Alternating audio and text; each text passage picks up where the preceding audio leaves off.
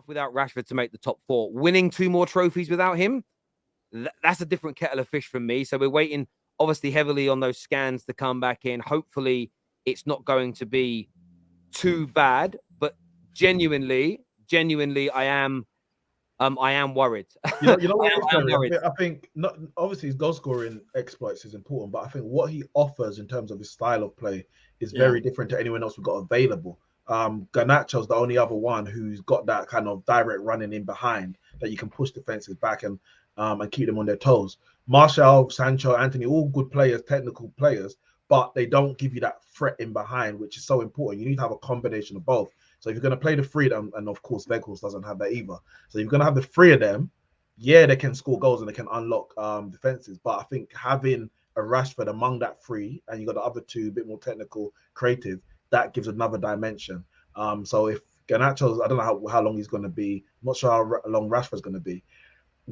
We're going to be a bit limited in the way we're going to score the goal, should I say, the way we're going to create chances. But I think we can still get some wins and keep our heads inside the top 4. How does anybody see it going? As it is, do people feel like it's going to remain as it is now? Whether it's Newcastle 3rd, United 4th, or the other way around. Does anybody see Spurs breaking in, or Brighton maybe? I know there's a Liverpool fan on COP TV yesterday that said that he still thinks Liverpool can make it. I think we'll all disagree. So do you think it's going to stay this way now? I still think Tottenham. I still think Tottenham might sneak in. I think Newcastle are a little bit ahead of where they're planning to go. So I think they'll get Europa, but I think Tottenham just have a knack of getting top 4. So, yeah, I think Tottenham might get it. I doubted Newcastle. I thought Spurs as well, but Newcastle have really impressed me recently, especially that win against Brentford. That was huge, I feel like, for them. They came back from 1-0 down as well, didn't they? Or Spurs are still in a little bit of a shambles state. So I don't really have any faith in Spurs doing anything in that regard. Maybe Savva will disagree with me. But United are safe in my brain. United are definitely getting like 3rd. And Newcastle, didn't think they had the quality to do it, but actually they've been really impressive. So yeah, I think they'll be fine. You don't want it. You don't want it at all. You have this 5th, Sav. Yeah, listen, I the club is shambolic, and I don't disagree at all. By the way, I don't disagree. Spurs, when you said we're in a state of shambles, I mean, I felt like that for 20 odd years. It's look, if we're going to get top 4, it will be because Harry Kane goes on an amazing goal scoring run. Maybe Son putting in a few. But look, we've got Man United to play. We've got Newcastle to play. We've got Newcastle and Liverpool away. We've got Man United. We're not in any sort of form. We're still up there and in the conversation because when we had an easier run of fixtures earlier on in the season, we dispatched teams. However, as the season's gone on, that's not been the case. So we're kind of still up there from what we did earlier in the season as opposed to our form now, which is drawing with Southampton, drawing with Everton, luckily beating Brighton. But I think the next 2 games are massive. We've got Bournemouth at home next. And then after that, we've got Man United and Newcastle back to back. So I think that's gonna be the thing. But you're right, Terry. I don't care about top 4. One second. I was gonna say because I don't understand how you don't want top 4 because for us, we went through that period 8 years ago when it was getting Champions League, not doing anything in the league, going out the Champions in the last 16, and then as I was saying, what's the point of being in the Champions League if you're not going to win it? But then we went 6 years without being in the Champions League, and as fans went back to say, "Oh, we want Champions League football again." Yeah, I think you need to take it. You can't take it for granted Champions League football because if you lose it and then you go 2-3 years without Champions League football, then it's so much harder getting back into top 4. Yeah, but the thing is, I suppose it's a difference, right? For me, before my club talks, I feel like Spurs are a fake Champions League team, right? So all the other teams that have been in the Champions League for the last 5, 10, 15, 20 years, they're in the Champions League, they're winning things. They're winning cups, they're winning leagues, they're winning World Club Cups, all these things. Spurs are just there. Spurs are just there as a number. So we're not actually doing anything aside from that. Now, if Newcastle, for example, get top 4, which they haven't done, I believe, since Bobby Robson was there, if I'm not wrong, right? Newcastle will use it as a platform to build from, right? Spurs get it and everyone goes, oh, top 4, Daniel Levy shakes everyone's hands. Yeah, good season. Well done, manager. We'll give you a 15-year contract, blah, blah, blah. And then we go again. And the moment top 4 looks under threat, we'll sack that manager and then we'll go again.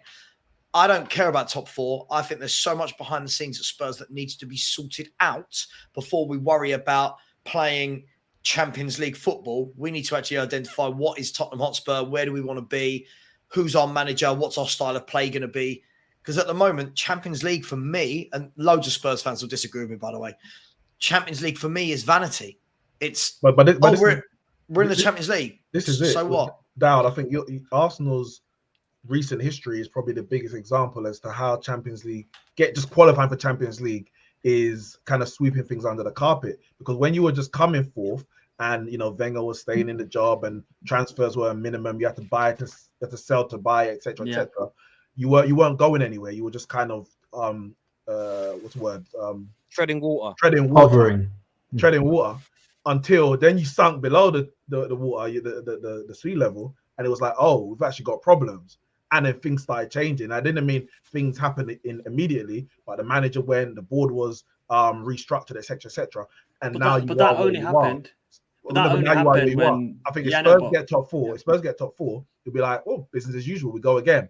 And it's not business as usual because what is the business? Where are you going? Yeah. This is what I mean. Like, Nick, if I look, I can see people in the chat giving it like the whole, oh my God, what a bad representative as a Spurs fan. But listen, I could sit here since 2009 or 10 when Harry Redknapp first got us Champions League football. It was like, it's great. This is brilliant. I haven't seen the club kick on from that at all. So yeah, finishing 4th, people can celebrate that. What am I celebrating, Neeks, right? This year, I've seen Tottenham in a group with no disrespect, because I don't think Spurs are great. I've seen Spurs have a Europa League group of a Champions League, if that makes sense. Not being horrible, but everyone's celebrated. Oh my God, we've got an easy group. Sporting Lisbon, Frankfurt, and Marseille. We scraped through it on the last day, then got embarrassed by a really bad AC Milan. But yet, we'll get top 4. If we get top 4 again, fans go, oh, good season that. We got 4th. For what? Yeah. Mate, I'll make you absolutely spot on. There's a comment here that says you have less money and attract worse players without the Champions League. There's an element of truth for that when it comes to a team like Tottenham, but you're not listening to what Savva's saying. In all the years they've had Champions League football, they haven't used that extra money or attraction to grow their squad with the right manager in the right direction. So it's almost a case of, I'd rather not have it if we're just going to squander it, which I understand. Equally, Arsenal in the early days of not challenging for the title as much, in the late noughties, early sort of, I don't know what you've got. Are they called the teenies? What are those years called? Like between 2010 and 2011, what are they part of? I don't get it. Like you got the 20s, 30s, 40s, but I don't get what are they. So is 2010 part of the noughties still? Is that still a noughties number? Is it? That's just the 10s. I'll just say the early 2010s. Early 2010s? Well, there's only one 2010. It can't be early. It's one. That's what I mean. Early 2010. You know what I mean, though, right? Yeah. When Arsenal started to drift away, then it became about celebrating being in the top 4. But equally, if you're not going to win it and you don't believe you've got a good enough team to win it, there is no point in celebrating it. I want Man United back in the top 4 this year, not to celebrate top 4 as a trophy, because I truly believe with a good summer, another preseason with Eric Ten Hag, and the right players coming in, next season, we'll have a chance next year. I don't think we'll be a favourite, but we'll have a chance next year. If we grow at the same rate, the same improvements again next year, we'll have half a chance. By the time, if we then make it into the Champions League again the following year, we'll be one of the favourites for it. If that progression's in the right place, just celebrating being in the Champions League to be an also run. When you spend what Arsenal, Man United, when you spend what the top 6 teams spend, you have to be considered able to win it. And when the Premier League was at its peak, when it was at its best, when it was the best version of the Premier League, was probably between 2004 and around 2011, 2012, where every season, every member of that top 4, and it was pretty much the same 4 teams every time, they went into the Champions League and there was a genuine chance that all 4 won it. And that's taken nothing away from City and Liverpool in the last few years, who have been brilliant. Of course, Chelsea won the damn thing when nobody expected them to. But most years in the last, say, 7 or 8, of the 4 teams in the Champions League from England, and there's been one occasion where there was 5, genuinely, it's been 1 or 2 of us that we've expected to be able to go on and win it. And you would argue that the German teams haven't been that great in the last few years, barring Bayern. The Italian teams have fallen off for years. There's a couple of Spanish teams. It's not even been like a massively strong European era where you've got 2 or 3 from each major nation that can win it. There isn't. And yet still only 2 of our teams can do it. So for me, like being in the Champions League but not progressing, I agree with Savva. There's got to be a plan. And if we keep the Glazers, by the way, and we're in the Champions League, I'm not going to worry about it because we're never going to build a team and have a process long enough where we're able to go on and win it. But I think there's a happy medium. Just being in the Champions League and not being able to win it, for me, that's for small clubs.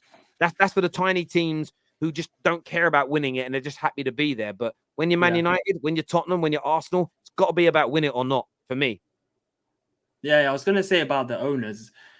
We can say about every single fan base. We can say about Man United, Liverpool, Arsenal, Spurs. None of them like their owners because they weren't going in the right direction. But as soon as us as Arsenal fans, the Cronkies, started hiring the right people to buy the right players, then there's no Cronkies out and there's no protest anymore because the owners, it wasn't about, we've been spending the same amount of money, average around the same amount of money for the past 5-6 years, but we haven't been buying the right players. As soon as we bring someone like Edu in, that knows how to find the right players, and Mikel Arteta working together, find the right players, then it wasn't about spending money. It was, if you can find quality players for cheap and you can find them on a good price, then it's not about spending £300 million, spending £400 million, because Liverpool have done it. Liverpool have matched Man City without having to spend, past 5 years, without having to spend £1 billion.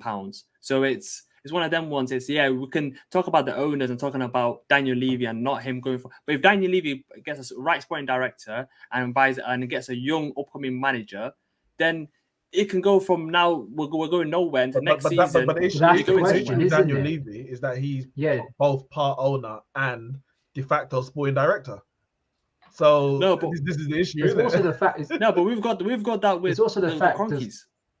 No, but you've got Edu. Edu. Daniel Levy, you can have Paratici, whatever. Daniel Levy calls all the shots at Spurs. Every last one, every contract signing, every player sold, every player bought, it's all Daniel Levy. Forget anyone else. Forget the manager, forget the Joe Lewis, and forget Paratici. He's the man. So it's one and the same when it comes to Spurs. You're right. And by the way, Liverpool spent about £550 million. I think City in that same time has spent more, about 750 million. But let's please not act like, again, Liverpool have not done it on a shoestring. None of the top 6 are poor. They are all billionaires. They all spend. No, but we can go back to like net and talking about they happen to sell to buy. Yeah, but net spend doesn't exist, Dodds. I hate net spend arguments. I know, but you could say Liverpool couldn't sign Van Dijk and Alisson without selling Coutinho. But they would have done. We don't know that. Hang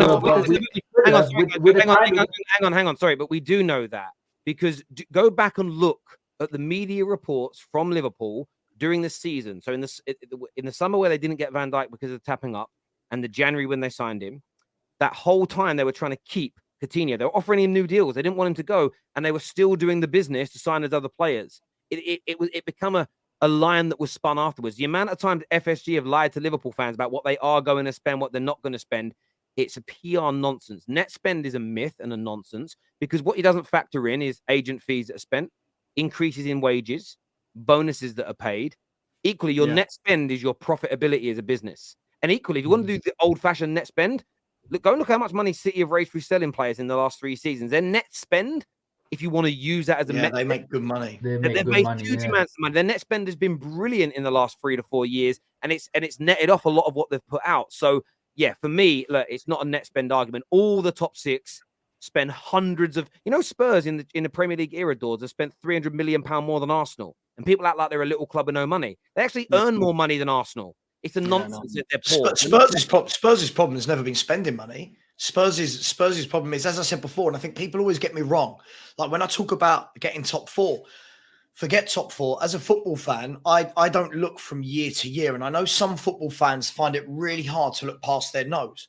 But for me, I want my club to have a process, an ethos, a structure, a roadmap. Whatever word you want to chuck in there, I want Spurs to have that. I want to know, okay, this is a Spurs type of player, not a Conte type player or a Poch type player. I want to know that's a Spurs signing. You know the way City, when City buy a player, you go, yeah, that's a Man City player. Yeah, you're now seeing it with Arsenal. That's an Arsenal footballer, right? Spurs don't have that. So yes, top four's great, and the Champions League music and all your hairs on your arms stand up, brilliant. But at the moment, my club needs to actually compete for some things. So do you want to be challenging? So hang on. Isn't that down to the fact of you saying, "Oh, this guy's a City player, or this guy's an Arsenal player, Liverpool player, United player"? Isn't that down to the fact of that certain manager that has a philosophy and that club follows that philosophy and it continues that philosophy throughout? But do you not think then? Do you think when Pep leads Man City, do you believe the next manager coming in is going to play football like Pep, or do you believe they're going to similar to Pep? But this is what I mean. So now the foundations have been laid by I murder his name all the time. Is it Tiggy Birkenstein or Brookstein? What his name is, right? The next manager they bring in is going to be there aren't two Peps, but it's going to be somebody with that football philosophy. Yeah, right. Spurs have no philosophy. Spurs go from Poch's style to Jose to Nuno to Conte to. You've got players that have been bought in now, some that were bought for attacking football, some that were bought for defensive football, some for wing backs, some for wingers. There's no identity, my friend. So wouldn't you blame that on Spurs fans then? Because Spurs fans were excited when you were about to sign Conte. But if you ask Arsenal fans, did you want Conte? They would have said no. If you ask Man United fans, did you want Conte? But if you ask majority of Spurs fans, they wanted there was Conte. a number of Spurs fans. No, I think there was a lot of Arsenal fans who wanted Jose and Conte. There's a lot of Man United fans that wanted Conte as well. There was big splits in the fan bases. To be fair, we've got some.